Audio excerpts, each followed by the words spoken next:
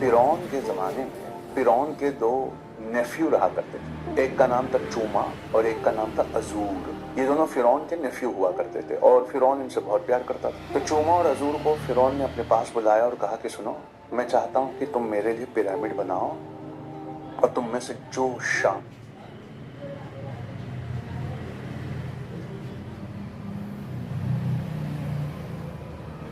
Pyramid बनाकर देगा मुझे, और पहले बनाकर देगा, उसे मैं इजिप्ट के एक हिस्से पर बादशाहत दूंगा। उसे बादशाहत दूंगा तो तुम मेरे कहने पर लग जाओ और एक ऐसा पिरामिड बना के दो जैसा मैंने कभी नहीं देखा है। तो मैं इजिप्ट के एक हिस्से को, क्योंकि तुम दोनों को मैं बहुत पसंद करता हूँ, अज़ूर को और चूमा, तुम दोनों को, तो मैं तुम्हें बादशाहत दूंगा, उस एक हिस्से पर बादशाहत दूंगा।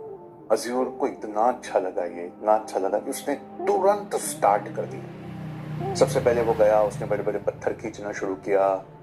उसने अपने हाथ से नींव को, बुनियाद को बनाना शुरू किया। गांव वाले जमा होते हैं, उसके शरीर का बड़ा आकार देखते, उसकी रात दिन की मेहनत देखते, तारीफ करते। उसने अपनी नींव को बड़ा साफ बनाया, बड़ा मजबूत बनाया। नींव दिखने लगी, वो ऐसा लग रहा था कि ये जीत जाएगा। लेकिन चूमा अभी तक उसने कोई काम नहीं शुरू किया। उसे जो जमीन का हिस्सा दिया गया था वो बिल्कुल खाली था, उस पर ना पत्थर थे, ना फाउंडेशन थे, ना कोई प्रोग्रेस थी।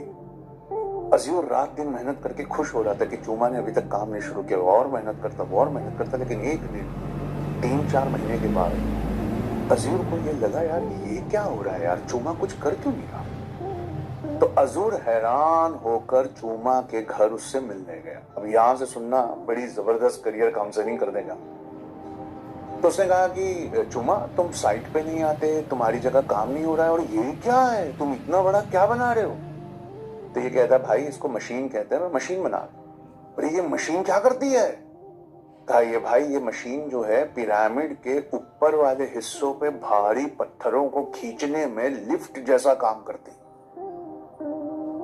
उसने कहा, पागल हो क्या तुम। वादा क्या किया है फिरौन ने वादा ये किया है फराओ ने कि जो पहले बना कर दे, तो तुम्हें काम शुरू करना चाहिए, तुम बेवकूफ हो क्या। उसने कहा, कोई बात नहीं, तुम जाओ, तुमको जैसे काम करना है तुम वैसे करो, मैं ऐसे काम करूं। साहब, ये हुआ कि लगभग 30% पिरामिड अज़ूर का बन गया, चूमा का शुरू भी नहीं हुआ। फिर चूमा एक दिन आया था, तब तक आधा पहुंच गए थे अज़ूर। लेकिन अज़ूर पिछले 1 साल से इस कदर मेहनत कर रहे थे, इतने बड़े बड़े पत्थरों को खींच रहे थे कि अज़ूर अब थक गए थे और उनका काम अब स्लो होने लगा और उनका मन नहीं लगने लगा और उनके अंदर एक बर्नआउट की फीलिंग आने लगी थी कि बस मुझसे अब और नहीं होगा। उस समय चूमा साहब ने अपनी नींव खोद कर वहां पर उस मशीन को लगाया और पत्थरों को खींचना शुरू किया। जैसे उन्होंने इस पत्थरों को खींचना शुरू किया और एक के ऊपर एक रखना शुरू किया, अज़ूर बहुत जोर से हंसे कि अब ये क्या कर पाएगा। लेकिन देखते ही देखते उस मशीन की मदद से, जिस काम को करने के लिए अज़ूर को 1.5 साल लगे थे, चूमा ने वो 3 महीने में वहां तक वो पहुंच गए। उन्होंने कर दिया। और करने के बाद 3 महीने के बाद उन्होंने क्या किया कि बची हुए उसको लगाने के लिए तब तक एक मशीन और तैयार कर ली और दोनों मशीन लगाकर बचा हुआ काम जो पिरामिड का था, जिसको अभी 1-1.5 साल और लगने चाहिए थे, उन्होंने अगले 2 महीने में खत्म कर दिया। उन्होंने पिरामिड बनाकर फिरौन को दे दिया। फिरौन ने उनसे कहा कि वाह, ये है ना तरीका, मैं तुम्हें इजिप्ट के ईस्टर्न हिस्से की बादशाहत देता हूं, तो वहां मेरे शहजादे बनकर राज करो।